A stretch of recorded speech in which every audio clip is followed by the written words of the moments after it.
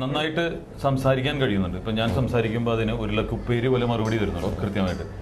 ഇതിൽ നിന്നും കുറച്ച് എന്ന് പറഞ്ഞാൽ കുറച്ച് ലോകപരിചയം, പിന്നെ ജനങ്ങളുമായിട്ടുള്ള ഇടപെടൽ, അല്ലാതെ മീഡിയ ആയിട്ടുള്ള ബന്ധം, പിന്നെ വിദ്യാഭ്യാസ യോഗ്യത, ഇങ്ങനെയുള്ള ആൾക്കാർക്കാണ് കൂടുതൽ സംസാരിക്കാൻ കഴിയും. അപ്പം ഞാൻ വരുന്നത് ഇതിലേക്കും കൂടിയാണ്. അതായത് താങ്കളുടെ വിദ്യാഭ്യാസ യോഗ്യത എന്താ? മംഗലാപുരം യൂണിവേഴ്സിറ്റിയിൽ നിന്ന് ബാച്ചലർ ഇൻ ബിസിനസ് മാനേജ്മെൻറ്റ്, അതാണ് basic qualification. Bachelor in business management Mangalore യൂണിവേഴ്സിറ്റിയിൽ നിന്ന്. പിന്നെ ബോംബെയിൽ വന്നിട്ട് മാർക്കറ്റിംഗിൽ MBA എടുത്തു. മാർക്കറ്റിംഗിൽ. പിന്നെ വെരി റീസെൻ്റ്ലി കഴിഞ്ഞ വർഷം ബോംബെ യൂണിവേഴ്സിറ്റിയിൽ നിന്ന് LLB കംപ്ലീറ്റ് ചെയ്തു. LLB ഇപ്പോൾ ഈ കഴിഞ്ഞ വർഷം കംപ്ലീറ്റ് ചെയ്തു. അതാണ് ഏറ്റവും ഡിഫിക്കൽട്ടായിട്ടുണ്ടായിരുന്ന ഒരു ടാസ്ക്. ബിക്കോസ് ഈ ബിസിനസ് ഷെഡ്യൂളിൻ്റെ ഇടയ്ക്ക് ഫുൾ ടൈം ക്ലാസ് അറ്റൻഡ് ചെയ്തിട്ടാണ്. ഇവിടെ ഈസി അല്ല. LLB എന്ന് പറഞ്ഞാൽ 3 ഇയർ കോഴ്സാണ്. 3 ഇയർ കോഴ്സാണ്. 3 ഇയർ കോഴ്സ്. അപ്പോൾ ഡിഗ്രി കഴിഞ്ഞ BBM ഉള്ളതുകൊണ്ട് ഡിഗ്രി അല്ല, അത് ഏത് ഗ്രാജുവേഷൻ ഉള്ള ആൾക്കും LLBക്ക് ജോയിൻ ചെയ്യാം. അല്ലേ? അപ്പോൾ അത് ഈവനിങ് ക്ലാസ്സിലാണ് പോയിക്കൊണ്ടിരുന്നത്? അല്ല, മോർണിംഗ് ക്ലാസ്.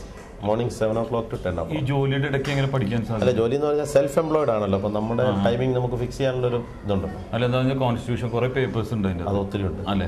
അത് CRPC. അത് വളരെ ഈ LLB ജോയിൻ ചെയ്യുന്നതിന് മുമ്പ് ഞാൻ വളരെ കാഷ്വലായിട്ടായിരുന്നു. LLB ഹോൾഡർ എന്നൊക്കെ പറഞ്ഞാൽ അത്രയും ഒരു റെസ്പെക്റ്റ് ഒന്നും ഇല്ലായിരുന്നു. പഠിക്കാൻ തുടങ്ങിയപ്പോൾ അത് വളരെ ബുദ്ധിമുട്ട് പിടിച്ചൊരു കോഴ്സാണ്. അത് ബുദ്ധിമുട്ടാണ്. അതുപോലെ ടാക്സ് എന്ന് പറഞ്ഞ പേപ്പറാണ്. അങ്ങനെ കുറേ പേപ്പേഴ്സ് ഉണ്ട്. അപ്പോൾ ഇതെങ്ങനെ ഇത് ഒരുമിച്ച് ഞാൻ അത്ഭുതപ്പെടുകയാണ്. കാരണം എങ്ങനെ ഇത് ഒരുമിച്ച് കൊണ്ടുപോകാൻ സാധിച്ചു എന്നുള്ളതാണ്. LLB എൻ്റെ ഒരു പഴയ മോഹമായിരുന്നു. അപ്പോൾ ഇവിടെ വന്ന് ബോംബെ വന്ന് ജോയിൻ ചെയ്ത സമയത്ത്, ബിസിനസ് സ്റ്റാർട്ട് ചെയ്ത സമയത്ത് ഒരു പ്രാവശ്യം LLBക്ക് ജോയിൻ ചെയ്തു. അപ്പം അന്നത്തെ എസ്റ്റാബ്ലിഷ്ഡ് ആയിട്ടില്ലാത്തതുകൊണ്ടും ഒത്തിരി ഫെസിലിറ്റികളുടെ കുറവുകൊണ്ട് അത് ഡിസ്കണ്ടിന്യൂ ചെയ്തു. അപ്പോൾ വീണ്ടും ഇപ്പോൾ ഫാമിലിയും കാര്യങ്ങളൊക്കെ ഒന്ന് സെറ്റായി കഴിഞ്ഞു. ബിസിനസ് ഓൾമോസ്റ്റ് സെറ്റായി കഴിഞ്ഞപ്പോൾ വീണ്ടും LLB ചെയ്തു. അതാണ് അതിൻ്റെ ഒരു ഹാപ്പിനെസ്. അപ്പോൾ അത് LLB എടുത്തതുകൊണ്ട് എന്തായാലും ഒരു യോഗ്യത തന്നെയാണ്. പക്ഷെ അത് ഈ ബിസിനസ്സിന് എന്തെങ്കിലും ഗുണം ചെയ്യും? ലോ എപ്പോഴും ബിസിനസ്സിന് സഹായിക്കും. അതെ. പിന്നെ എൻ്റെ ഒരു ഡയറക്ടർ അഡ്വക്കേറ്റ് സാംജി ജോസഫ്, പുള്ളി അഡ്വക്കേറ്റ് ആണ്. അപ്പോൾ അദ്ദേഹമായിട്ടൊക്കെ ഇരുന്ന് സംസാരിക്കുമ്പോൾ ഈ വിഷയങ്ങളൊക്കെ നമുക്കും അറിയാവുന്ന എപ്പോഴും ഒരു പ്ലസ് പോയിന്റ് ആണ്. എന്തായാലും ഇപ്പോൾ കേരളത്തിലൊരു നിയമം വന്നിട്ടുണ്ട്. അതായത് LLB എടുത്താലും ഒരു എക്സാം കഴിഞ്ഞതിന് ശേഷം മാത്രമേ പ്രാക്ടീസ് ചെയ്യാൻ പറ്റുള്ളൂ. അപ്പോൾ ഇവിടെ അത് വന്നിട്ടുണ്ടോ? മഹാരാഷ്ട്രയിൽ അങ്ങനെയുണ്ട്. ബാർ കൗൺസിൽ രജിസ്റ്റർ ചെയ്യുന്നു. അതുമായിട്ട് ബന്ധപ്പെട്ടിട്ട് എനിക്ക് ചില അയോഗ്യതകളൊക്കെ ഉണ്ടെന്ന് പറഞ്ഞാൽ ഒരു കമ്പനിയുടെ മാനേജിംഗ് ഡയറക്ടർ ആയിരിക്കുന്ന സമയത്ത് ഫുൾ ടൈം വർക്കിൽ ഇൻവോൾവ് ചെയ്യാൻ പറ്റുന്ന അങ്ങനെയുള്ള പ്രശ്നമുണ്ട്. അപ്പം ബാർ കൗൺസിൽ ഇപ്പോൾ രജിസ്റ്റർ ചെയ്തിട്ടില്ല. കഴിഞ്ഞ വർഷം ജസ്റ്റ് കംപ്ലീറ്റ് ചെയ്തേ ഉള്ളൂ. അതിൻ്റെ പ്രൊസീജിയർ പിന്നെ നോക്കും. എന്തായാലും LLB റിട്ടയർമെന്റിൽ ഉപയോഗിക്കാന്ന് വിചാരിക്കുന്നു. എന്തായാലും ഒരു കറുത്ത കോട്ട ഏതെങ്കിലും കാലഘട്ടത്തിൽ റിട്ടയർ ചെയ്ത നാട്ടിൽ കണ്ണൂർ ചെല്ലുമ്പോൾ കേസ് ലിസ്റ്റ് ഉണ്ട്. അഭയ കേസ് ഇപ്പോഴും തെളിയിച്ചില്ല. അത് വേണമെങ്കിൽ ഏറ്റെടുത്ത് നടത്താൻ താല്പര്യം ഉണ്ടെങ്കിൽ വന്ന്. അതില്ല.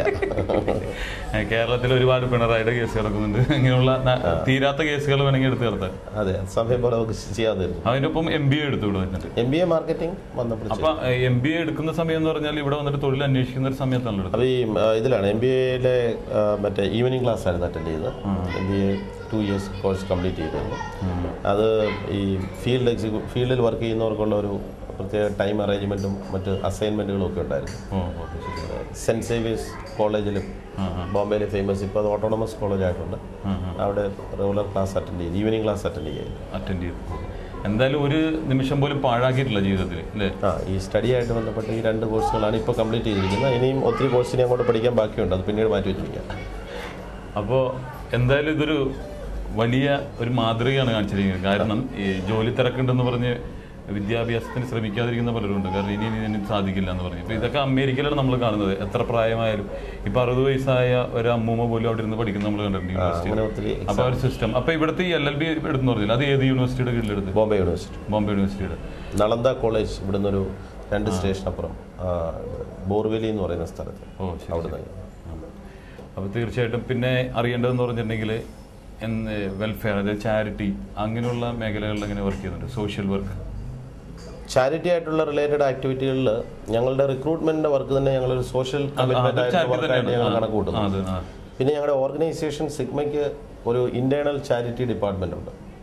ഓക്കെ, അത് അത്ര വിപുലമായിട്ടല്ല. പിന്നെ ബോംബെ ബേസ്ഡ്, മലയാളി ബേസ്ഡ് ആയിട്ടുള്ള പല ചാരിറ്റി ഓർഗനൈസേഷനുമായിട്ട് അസോസിയേറ്റഡ് ആണ്.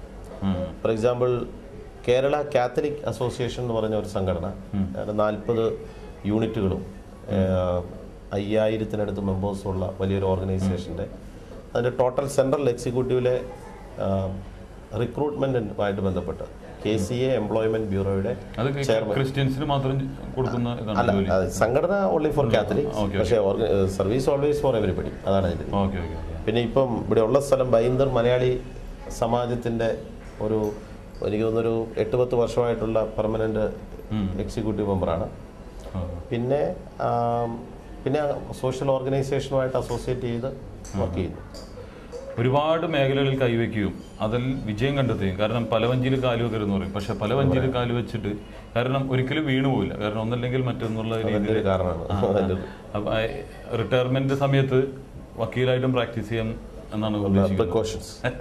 അപ്പൊ എന്തിനും തയ്യാറാണ്, നിരവധി ജോലി ചെയ്യാൻ, അതായത് നിരവധി ജോലി കൊടുക്കുന്ന ആൾ തന്നെ നിരവധി ജോലി ചെയ്യാൻ തയ്യാറായിരിക്കുന്ന ഒരു വ്യക്തിയാണ്.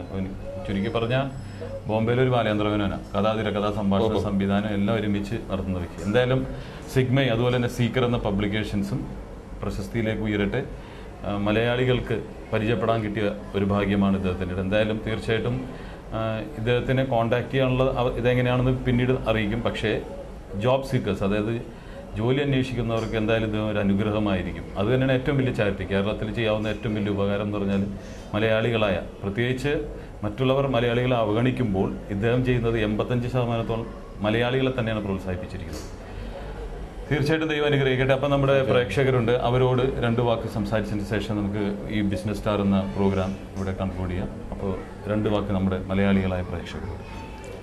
ഇങ്ങനെ ബിസിനസ് സ്റ്റാറിൻ്റെ ഒരു പ്രോഗ്രാമിൽ അപ്രതീക്ഷിതമായിട്ട് പെട്ടെന്ന് ഉള്ളൊരു ഇൻഫർമേഷനിൽ സാറുമായിട്ട് മീറ്റ് ചെയ്യുന്നതിനും ഇങ്ങനെ എൻ്റെ എക്സ്പീരിയൻസ് ഷെയർ ചെയ്യുന്നതിനും കിട്ടിയ ഈ അവസരത്തിനും ഈ അവസരം ഒരുക്കി തന്ന ഇതിൻ്റെ സംഘാടകർ കേരള വിഷൻ ചാനലിലും പ്രത്യേകമായി എൻ്റെ നന്ദി രേഖപ്പെടുത്തുന്നു.